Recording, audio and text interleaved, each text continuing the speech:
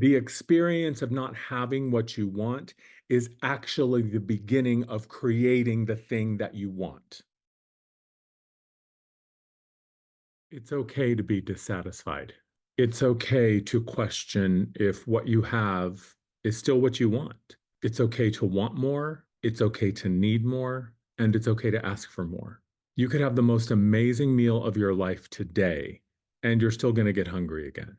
The natural function of creation, especially in a physical reality, is that it is constantly expanding, constantly growing, constantly transforming, and in a state of becoming. When your body is hungry, you get hunger pangs, your belly rumbles. When you're tired and the body needs rest, you get sleepy. We take those biological messages for granted.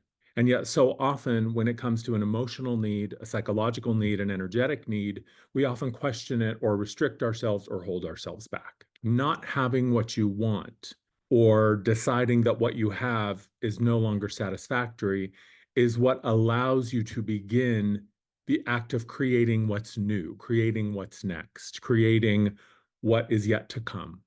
I think oftentimes, especially in spiritual circles, we have this tendency to believe that things should just begin and end with gratitude. Gratitude is an integral part of creating and receiving what you want.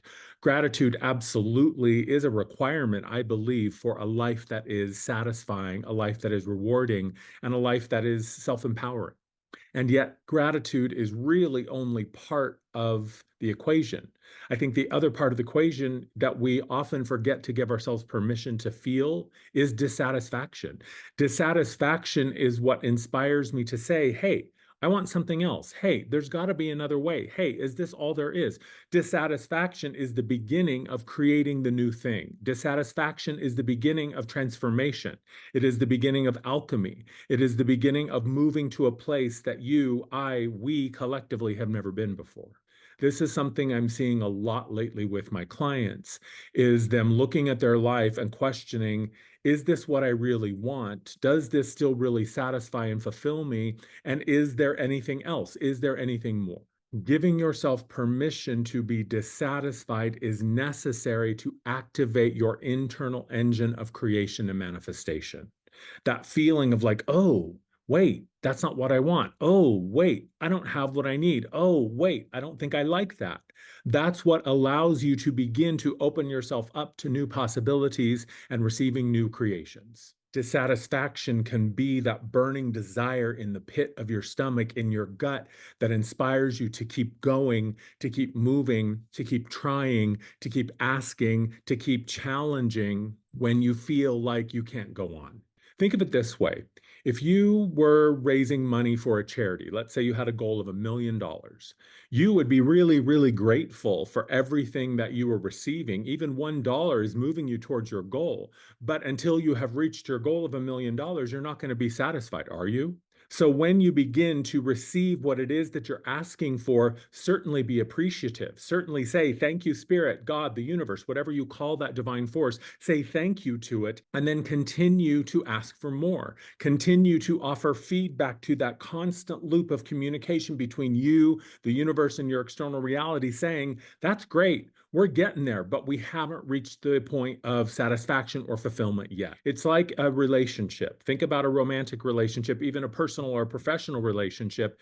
You have to be willing to ask for what you want.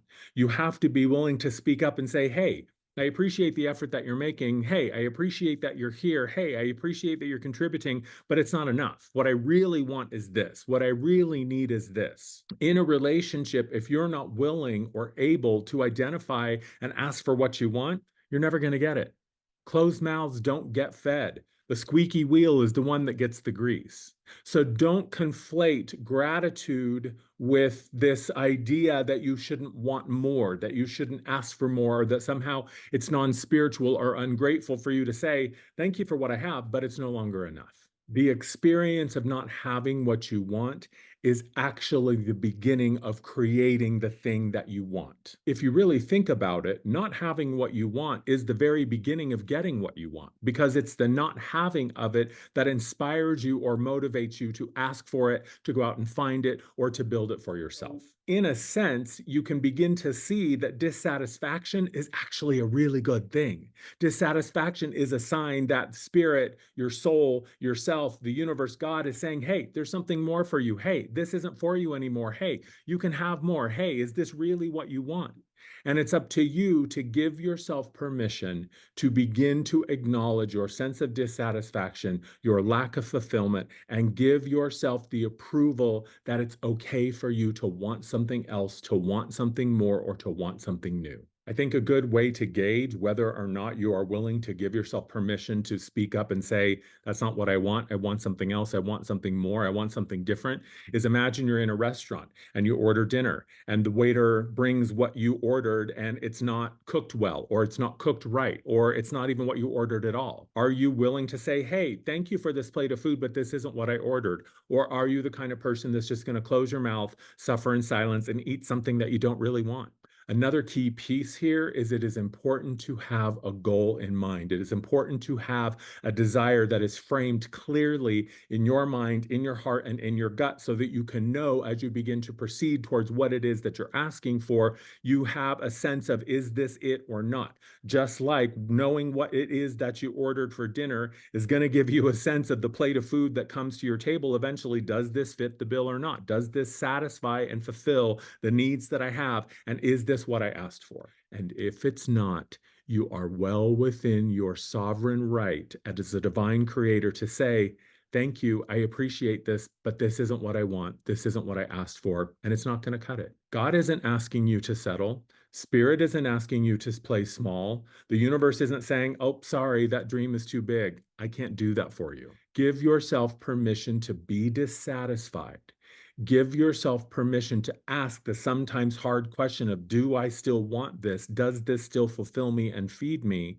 And if it doesn't, give yourself permission to begin to look into what else it is that you can have or be or do or create. And I think you're going to be amazed at what happens.